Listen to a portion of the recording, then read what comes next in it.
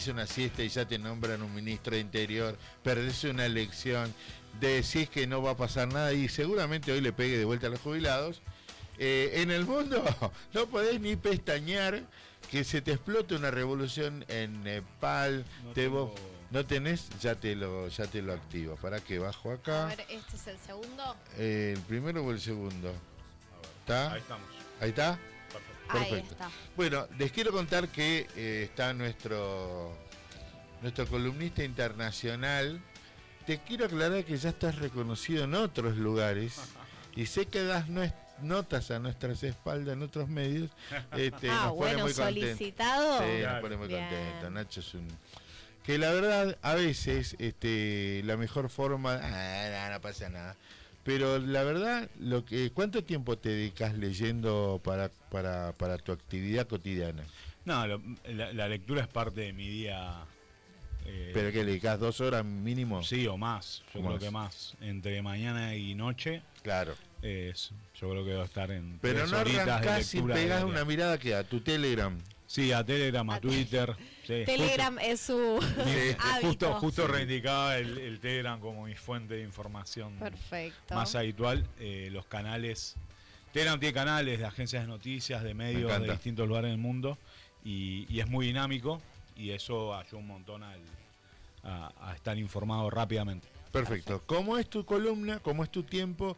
¿Cómo desglosaste este miércoles? Bueno, indudablemente en el mundo efectivamente siempre pasan cosas, lo decimos cada miércoles, pero esta semana me parece que hay temas como sobresalientes. Yo arrancaría con Palestina, la flotilla Global Summit, ¿no? La flotilla está yendo a las costas de Gaza, son más de casi 50 embarcaciones.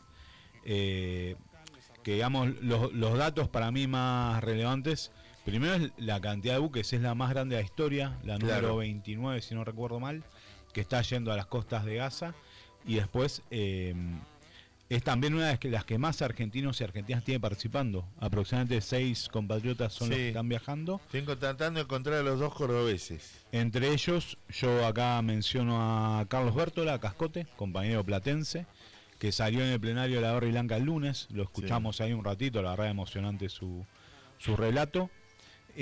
También el timonel, Carlos González, un antiguo militante de larga data, que está al mando de uno de los barcos. Bueno, Cele Fierro, también otra militante política del arco de la izquierda trotskista, entre otros y otras, ¿no? Correcto. Y después lo que parece ser habitual cada vez que hay una flotilla o alguna iniciativa de solidaridad con Palestina. En este caso ya anoche fue el segundo ataque a un buque de la flotilla por parte de un dron frente a las costas de Túnez. Ellos ya están llegando, están frente a Túnez para empezar a remontar el Mediterráneo ya hacia el lado oriental, hacia el lado de las costas de Gaza. Y eso tiene tiene un sentido claro de que el Estado de Israel, el Estado sionista de Israel, tiene capacidades y tiene un grado de impunidad, que lo decimos también semanalmente, muy muy alto, para llevar a cabo un ataque en un tercer país, a buques que lo único que llevan son medicamentos y alimentos. No estamos hablando de ningún tipo de acción violenta ni nada por el estilo, sino que llevan efectivamente ayuda de carácter humanitario. Nacho, yo ayer le preguntaba a Agus, que lo hablamos medio por arriba porque sabíamos que vos venías hoy, que no hubo muertos, ¿no? En ese ataque. No. Bien, ¿crees que fue por casualidad que no hubo muertos o fue un ataque para asustarlos y no directamente eso, ¿no? Como generar ataque? Los dos ataques a los dos buques tienen características similares, son con explosivos de bajo poder. Claro. Que se tiran de un dron de pequeño tamaño, digamos, que tienen como finalidad efectivamente amedrentar, generar pánico, generar zozobra en esas tripulaciones que están llevando a cabo esta acción humanitaria, y en esa línea entiendo no buscaban ser mortales, pero sí, digamos, aunque no buscan ser mortales, si justo en ese lugar había una persona afuera de la cubierta, posiblemente hubiera tenido heridas de consideración, si no la muerte, digamos. O sea, estamos hablando de explosivos aún así, por más que sean relativamente pequeños, igual tienen poder mortal. O sea. Así que sí, es un ataque de carácter también criminal, o sea, por parte del Estado de Israel, que insisto sobre esto, es la número 29 flotilla que va a Gaza, la más grande de su historia, pero tengamos en cuenta que solo las primeras 5 o 6 tocaron puerto en Gaza. Claro. Porque después todas las demás fueron atacadas en alta mar por Fuerzas de Defensa de Israel, fueron abordadas por grupos especiales en helicópteros o desde barcos que se aproximaron de manera muy, muy agresiva y peligrosa. Muchas recibieron disparos de armas de fuego real en esa aproximación a territorio de Gaza, en las costas de Israel, y eso todos entendemos que por las declaraciones del gobierno israelí, de Benjamín Netanyahu, su ministro de Defensa, el escenario se podría repetir, a pesar de la condena internacional que empieza a pesar sobre las acciones deliberadas de Israel para no llegar a la paz, ¿no? Es cierto. En línea recta, estamos hablando de una movida en barco, ¿no? Sí. Hay 2.429 kilómetros desde Túnez hasta Líbano. Sí, la flotilla salió desde Génova, sí, ¿no? Que es por acá. Entonces,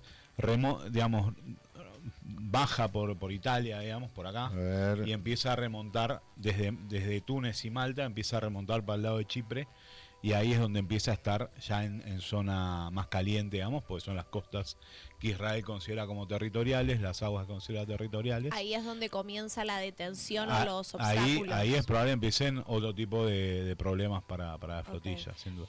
Por lo cual, nada, es clave difundirlo, digamos, me parece que es como central que todo el mundo esté atento. Pero es una bocha de distancia. Sí, ayer, bueno, el buque que está a cascote lleva 10.000 kilos de mercadería, no es que son buques pequeños, o sea, son buques en general a vela o motoveleros, pero que efectivamente tienen una capacidad de carga interesante. A mí me llamó mucha gente, después obviamente cuando Cascote se comprometió a venir a la radio, me llamó un amigo, me dice, muy amigo, o sea, ellos se conocen, porque los mensajes fuimos hablando de los tres, me dice, negro, Cascote es muy mal capitán de barco, me dice, es un peligro. Bueno, pero está ahí, claro, dice, por eso lo reivindico. Qué porque hay que tener un coraje. Hay que ir, sí.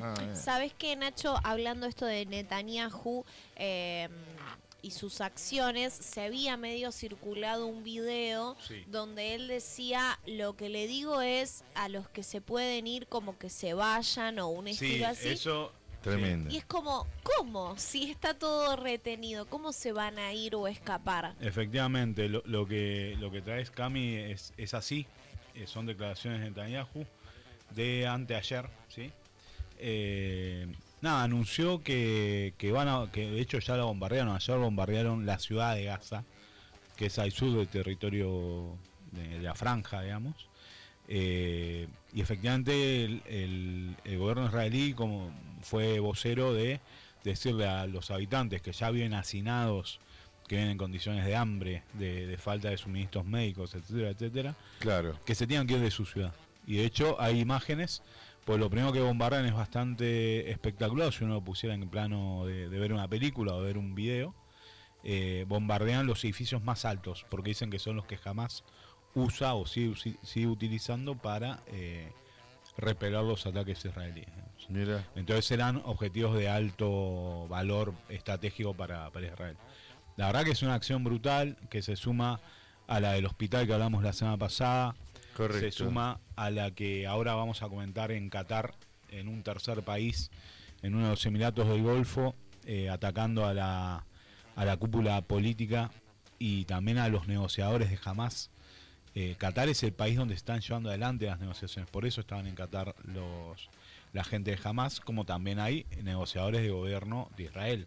Perdón, voy a decir una verdad. Sí. ¿Qatar es donde se jugó el Mundial? Claro, Qatar es el Emirato donde se jugó el Mundial. ¿Y esos muchachos no dicen nada? ¿Que le atacaron? No, ellos fueron partícipes de esto, tipo poner en común, ¿no? Claro, sí, de dar ese espacio para esta charla, digamos. Claro, sí. Pero pasó lo que estaba diciendo Nacho, que atacaron a los representantes de Hamás. La residencia de donde estaba la gente de Hamás, Hay 4 muertos, entre ellos un menor de edad, hijo de uno de los negociadores de Hamás. En general, lo que declara por lo menos los portavoces de la organización político-militar de Hamás es que los negociadores en general, la cúpula política y militar sobrevivió al bombardeo. Fue un ataque a casi 2.000 kilómetros de Israel por parte de la Fuerza Aérea israelí, con aviones, con armas de precisión, para eliminar el blanco ese. Era un edificio de tamaño mediano, digamos, no era muy grande, claro, pero fue el blanco que llevaron adelante ahí las fuerzas de defensa de Israel, ¿no? ¿Y ahí qué pasa? Porque Qatar no estaba, o sea, Qatar era como el de la bandera blanca, claro, o eso es lo que entiendo. Sí, claro. Qatar estaba cumpliendo el rol de país donde se llevan adelante las negociaciones, o sea, un tercer país que no esté involucrado en el conflicto y que garantiza condiciones de seguridad, condiciones para que las negociaciones se lleven a cabo. En esa línea, lo que hace Israel es un acto absolutamente criminal. O sea, pero bueno, sabemos que la impunidad de Israel es todavía elevada, y las declaraciones de Netanyahu justamente en su Twitter fue que Israel se hace cargo de lo que había hecho, que había sido una decisión de Israel, que asumían absolutamente el costo de lo que habían hecho. Sí. Y seguido de eso, el ministro de Defensa de Israel dice que bueno, que había sido una oportunidad de eliminar a blancos militares estratégicos para Israel, entonces lo llevaron adelante. Rompiendo todos los códigos. De hecho, Antonio Guterres, el presidente de la ONU, minutos después, él estaba en una conferencia de prensa y dice que efectivamente es un acto absolutamente brutal, que rompe contra la paz, que va... O sea, realmente tuvo palabras importantes, ¿no? El presidente de la ONU. No puedo creer, me quedé en shock por la impunidad, porque además de reconocerlo, pareciera que no hay represalias ante eso. Es como, bueno, sí, vimos, o por el momento, o eso te iba a preguntar, ¿no? Al meter a Qatar, ¿hay alguna organización que se ve en vistas de, bueno, qué hacemos con Israel, básicamente? Es, digamos, me parece que un punto álgido va a ser, y por eso, bueno, primero planteo el tema. Lo hablamos al final de la columna de la semana pasada, se viene la Asamblea de Naciones Unidas. Claro, yo decía que vamos a tener el gusto de escuchar a Milei en la Asamblea, pero al margen de eso, le están dando la visa a la Autoridad Nacional Palestina para poder asistir y tomar la palabra. Algo que es absolutamente muy relevante porque es un Estado en conflicto que está sufriendo una agresión por parte de un Estado también miembro de las Naciones Unidas como Israel en su territorio. Entonces, entendemos que el nivel de condena a Israel empieza a ser creciente en muchos países del mundo, que la comunidad internacional ya no puede ser indiferente a lo que pasa en Gaza y lo que empieza a pasar en Cisjordania. Entonces Israel empieza a mostrar las garras de una manera brutal. Y las va a mostrar hasta la Asamblea de Naciones Unidas. O sea, faltan casi 20 días, claro. 15 días. Entonces, eso también es brutal, porque para los palestinos y palestinas que viven tanto en Gaza como en Cisjordania, van a ser días muy complejos, porque Israel necesita llegar a ese momento en una posición de fuerza. O sea, y con esta impunidad que vos planteas, Cami, y que yo comparto. Porque además no hay una acción efectiva por parte de la comunidad internacional contra Israel. Salvo que las Naciones Unidas, como hizo en su momento con la Sudáfrica del apartheid, cuando Mandela todavía estaba preso, salvo que suceda algo de ese estilo, donde la comunidad internacional en su totalidad y de manera casi unánime dice a este país hay que sancionarlo económicamente, nadie puede comerciar con ellos porque está llevando a cabo una segregación racial, en este caso, acá es la eliminación directamente étnica de una población, es muy difícil que algo tenga efectividad en lo previo, digamos. O sea. Claro. Y Qatar es un estado pro-occidental del Golfo, es un país riquísimo en petróleo, tiene la base norteamericana más grande de Medio Oriente. Chao. Es difícil que tome una posición sumamente contraria, más allá del acto brutal que tuvo en su territorio, digamos, y que ya el ministro de Relaciones Exteriores condenó y dijo que era algo inaceptable, etcétera, etcétera. Hay que ver cómo sigue esa mesa de negociación, porque jamás entiendo que no tiene ninguna garantía de seguridad de volver a plantear una reunión en ese lugar, y Qatar tiene pocas ganas o pocas intenciones de sostener esa mesa espacio, con el costo que tuvo para ellos en términos de la visibilidad internacional y de lo que pasó. Tal cual. Dios, muy complicado, ¿no? Todo esto ameritaría llevar casi un programa para explicarlo, porque es claro, porque, por ejemplo, qué incidencia, porque si bien son árabes, no tienen la misma posición que sirios, jordanos. No, claro, y en eso decís, negro, que está bueno. Los estados de los Emiratos, digamos, Emiratos Árabes Unidos, Dubái, Qatar, Omán, Kuwait mismo, han sido estados en general prooccidentales. O sea, tal cual. El eje de la resistencia hoy es relativo porque Siria ya no existe como tal, está en manos de un gobierno títere del imperialismo. Hezbollah, producto del ataque, ¿se acuerdan de los Vipers? Sí. Hace menos de un año aniquiló Israel a su cúpula política militar. Irán y Estados Unidos bombardearon, Israel y Estados Unidos bombardearon Irán hace un mes y medio. Entonces ese eje de la resistencia, hace poco, la semana pasada, no lo llegamos a comentar, pero Israel en una operación también aérea bombardeó Sana, la capital de Yemen, y asesinó al jefe militar de los hutíes, que es uno de esos estados, y no estado al mismo tiempo porque es una guerra civil. Sí, estado tribal. Sí, claro, es una tribu, de hecho, los hutíes, que son el único eje activo en contra de Israel en la zona, que siguen tirando misiles. O sea, los hutíes son una tribu, pero tienen por refugio, no es que, no que tienen tres pistolas. Claro. Acordate que le debes a las compañeras el análisis de la conflictividad en el Congo. Claro. Sí, claro. ¿Por qué? Porque pasa que pasan tantas cosas que... No, y además porque Europa, con su mirada eurocéntrica, dividió África como se le cantó por las paralelos y las coordenadas, y en realidad no dejan de ser tribus. Totalmente. Que lo mismo ocurre con estos sotanudos de árabes que son colectividades religiosas más que nada. Claro. ¿Entendés? Vos las querés dividir, viste, como el paralelo, el cuadradito. No. Es una locura. Totalmente.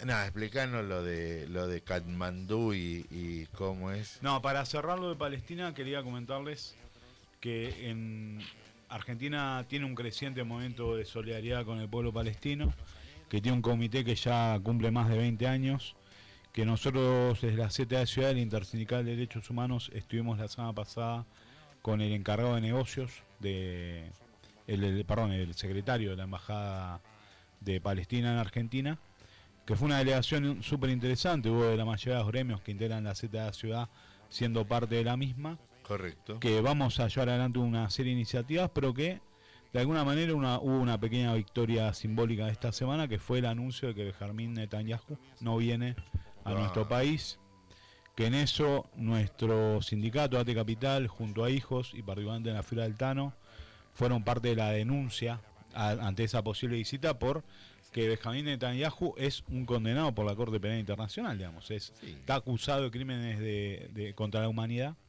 y en esa línea la confirmación de que no viene Netanyahu, la movilización creciente y la cantidad de causas que iniciaron contra él acá, también organismos de derechos humanos, la PDH, la Liga, el SERPAG, Madres, etcétera, etcétera, configuraron un escenario en el cual a Netanyahu no le convenía venir a nuestro país, hablar. Y eso fue producto de la movilización popular y de ciertos sectores del sindicalismo y de la política argentina que llevan adelante esa acción a lo largo de estos meses. Como contraparte entraste en el radar del Mossad.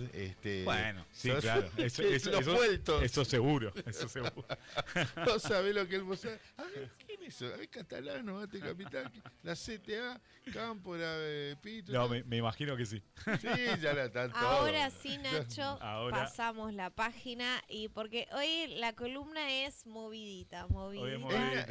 Hay mucha info. Contanos el siguiente tema. Bueno, si quieren vamos a Nepal. Que por favor. Lo que hace un par de días aparecen videos en los medios internacionales y también nacionales. Eso me llamó la atención, que haya aparecido en muchos medios nacionales el tema Nepal. Sí. Porque Nepal, yo tengo una pregunta, ¿qué sabemos de Nepal? Tengo algunas respuestas igual, pero... Una canción de Fito. Una canción de Fito, perfecto. La tenía entre las posibilidades. Yo iba a decir, y me expongo, nada en mi caso. Bueno, está bien, porque es un país muy lejano. No es Everest. Es la entrada del Everest, efectivamente. Bueno, eso lo leí ayer. Efectivamente. Al Himalaya, al Everest. Que son los únicos tipos que pueden subir normalmente. Están genéticamente. Los Sherpas. Sí.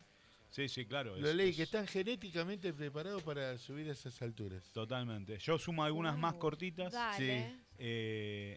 En mi camada de los 30 y largos, 40, había un juego cuando éramos chicos de computadora, que era el Carmen San Diego, que era un juego de robo de bancos y demás. Era muy constructivo, seguro.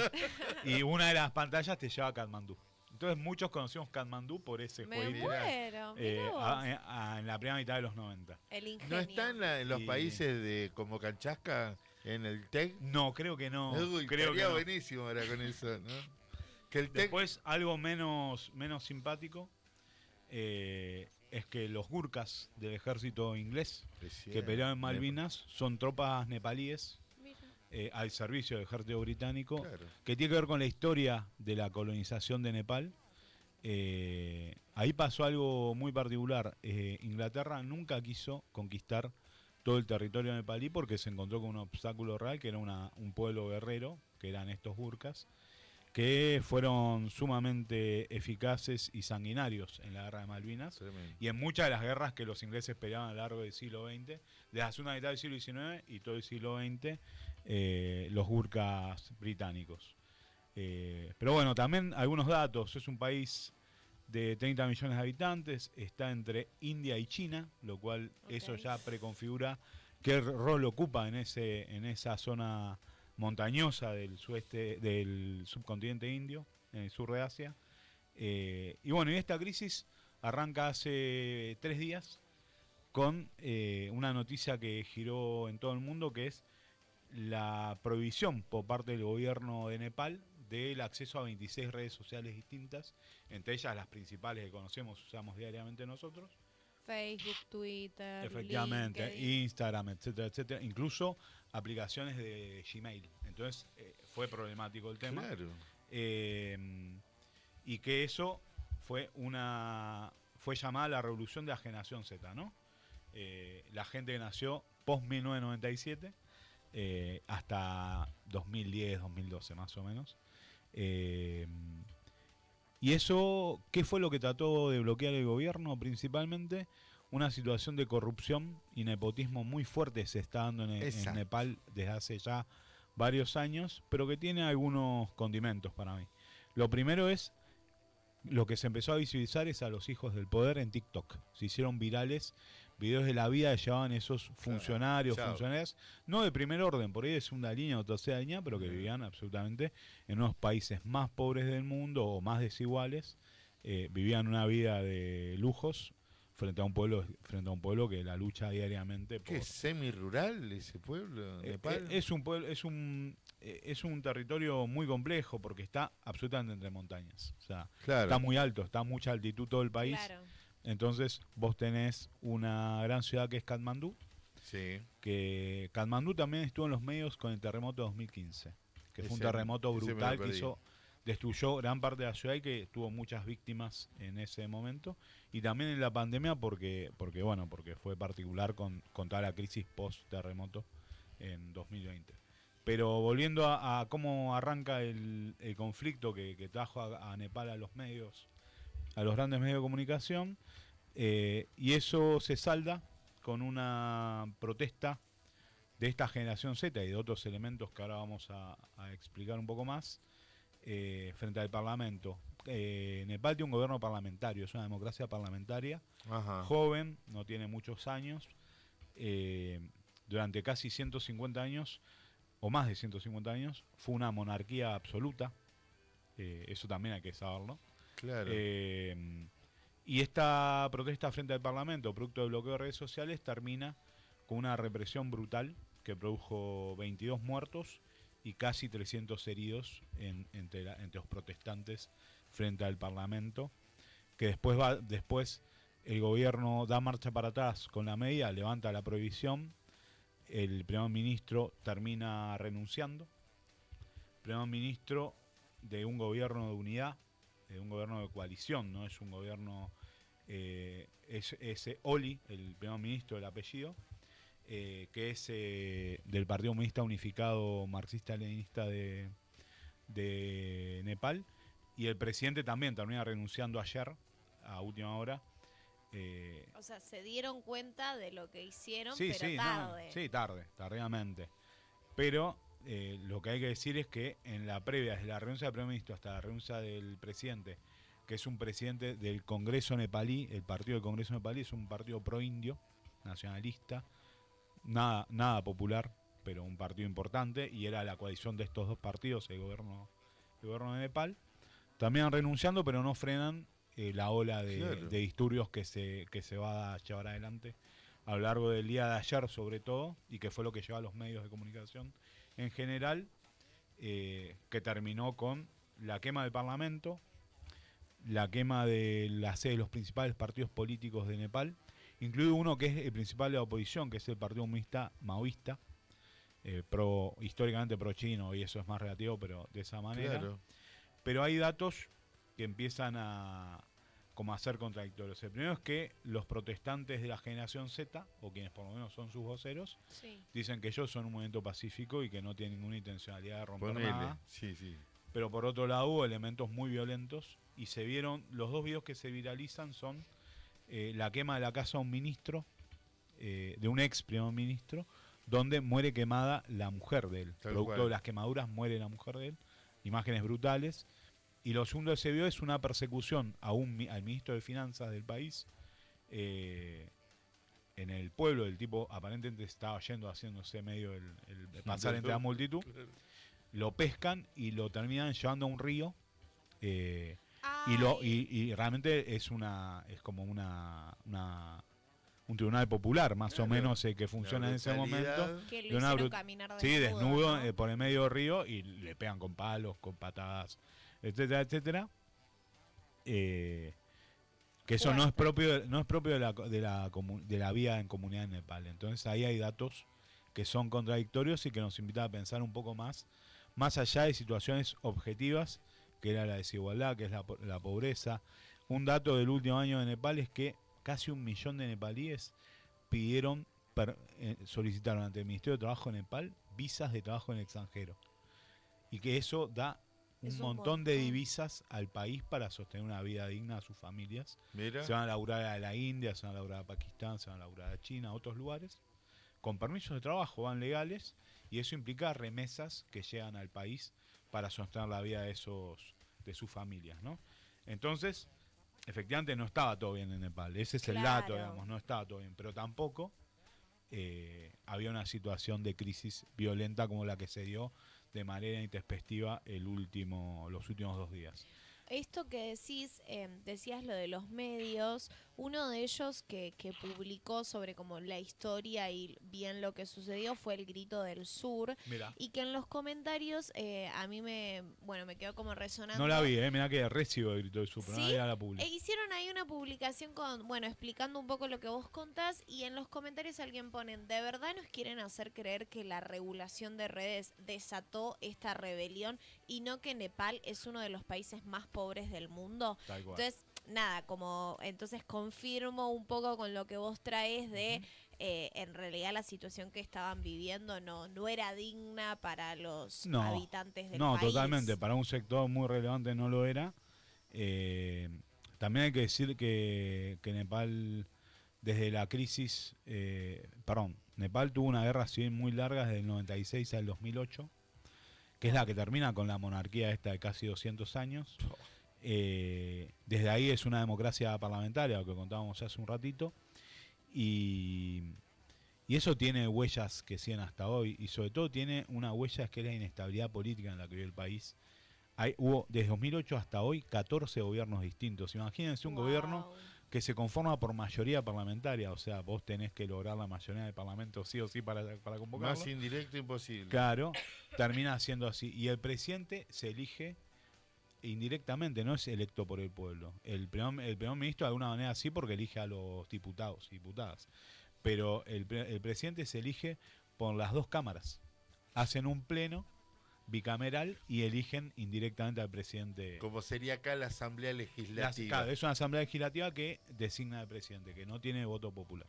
Cuando miré el mapa, la ubicación es un sanguchito.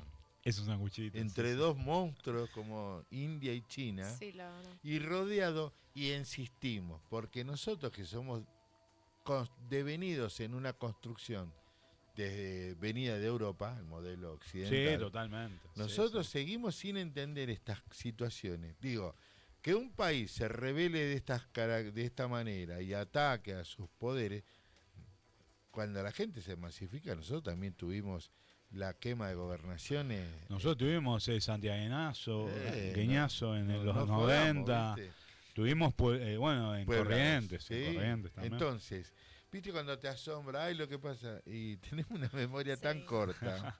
El asalto en Córdoba, ¿qué fue? A la Casa de Gobierno. Sí. Pero nosotros... ¿Y qué sigue para Nepal, para la gente de Nepal después de esto, no? Bueno, ahí el dato es que esto se venía diciendo ayer durante el día. Obviamente Nepal está un día adelantado a nosotros, ¿no? Casi un día completo por la diferencia horaria. Son creo que casi 10 o 12 horas de diferencia a favor de ellos, digamos. O sea, están como hoy a la noche ya. Claro.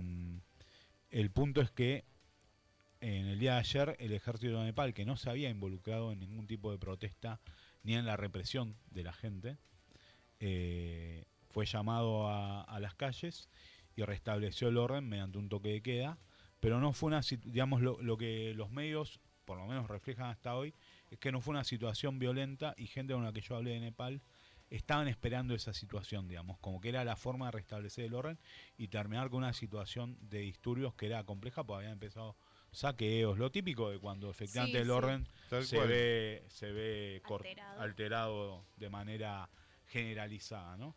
Eso se produjo, el ejército efectivamente retomó, sobre todo en la capital, en Katmandú, el orden público, y ahora viene toda la parte de un nuevo gobierno.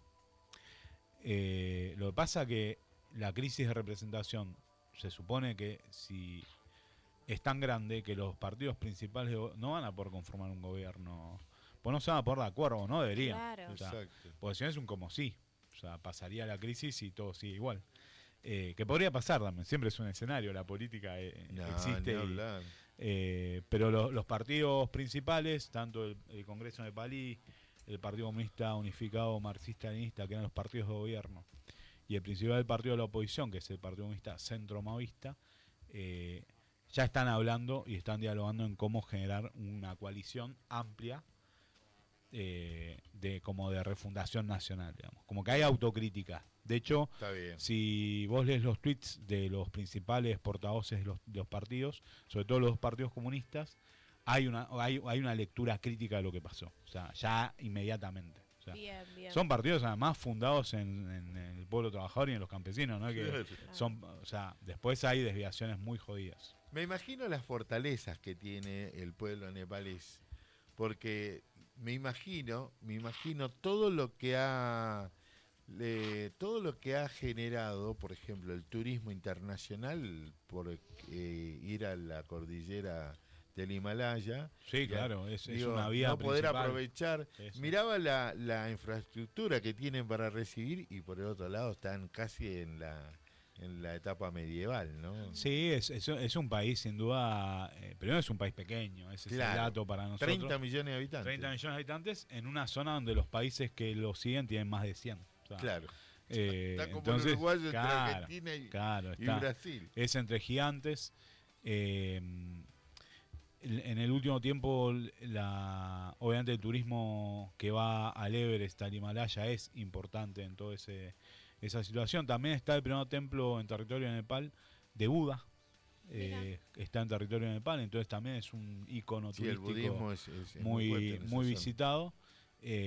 Pero digamos, la salida es política, tiene que ser Para mí lo que nosotros tenemos que tener en claro es que tiene que ser una resolución del propio pueblo de Nepal y no de la India, China o Estados Unidos. Y acá meto los Estados Unidos porque se está hablando muy fuerte de que Estados Unidos tuvo mucho que ver en los disturbios más violentos. O sea, sobre todo en la quema de la sede de los partidos políticos y la quema del Parlamento. Ellos siempre tienen capacidad de llegar a todos lados. No hay que subestimar a Estados Unidos como potencia global e imperialista, como lo que siempre decimos, porque esta crisis en Nepal tiene similitudes con la que se dio hace un año en Bangladesh, o casualidad, un gobierno más alineado a China que al bloque occidental. Ajá.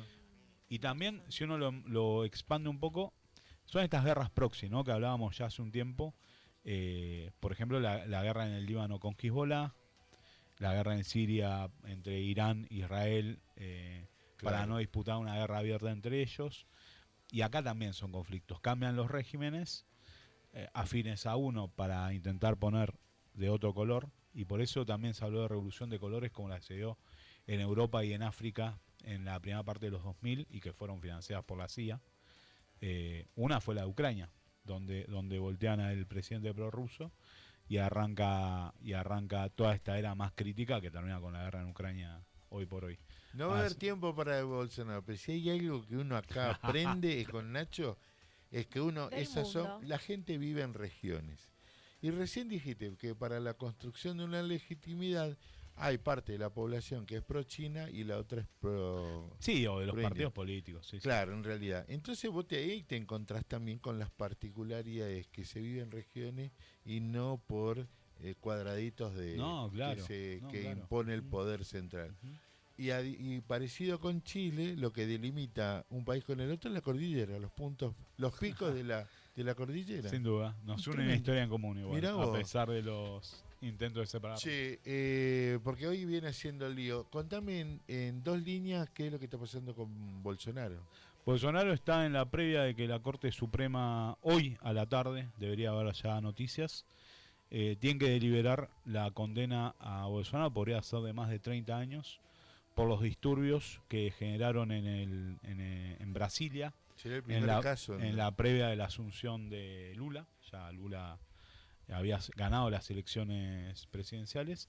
Sí, sería el primer caso en la historia de Brasil, sería uno de los primeros casos en la historia de América Latina, aunque bueno, Fujimori pasó por esa situación, igual después de perder el poder. O sea, acá es lo mismo también, porque Bolsonaro ya no es presidente. Pero el cuento es que estamos cerca y esperemos que sea así, que sea condenado Bolsonaro y que cumpla condena condena en la cárcel. Son 30 años. Está bueno lo que dice Cami, porque no iría inmediatamente en prisión porque tienen que esperar el plazo de apelaciones que tendría la defensa de Bolsonaro, pero todos entienden que sería podría tener una domiciliaria para que no se bueno, sí, claro, Bolsonaro no puede salir de Brasil. Y se habla de 43 años. Sí, 43 años, pero es relativo. Eso hay que verlo. Lo pedido por la edad y demás. Claro. Lo que pide. Parecido, Brasil no tuvo una etapa que prohibía redes sociales, también quiso prohibir redes sociales. No, tuvo un conflicto hace unos meses con Twitter, con X. ¿Sí? Sí, lo tuvo Lula, el gobierno de Lula. Ah, ¿viste? Y le fue bien en ese conflicto, a pesar del enojo de todo ese sector. Sí. Lo vamos a retomar, que nos vuelvas a la memoria. Memorioso el conductor. Bueno, viste, pero había algo que me decía parecido, porque el proceso, está clarísimo lo que vos decís, no es las redes, es que la red era lo que te podía mostrar el grado de corrupción. Claro. O sea, que te prohíban las redes, mamita. Bueno, Nacho, te quedaste para el cierre. Hoy lo explotamos. Hoy lo explotamos, Nacho valió su trabajo. Hoy estuvimos haciendo esta composición.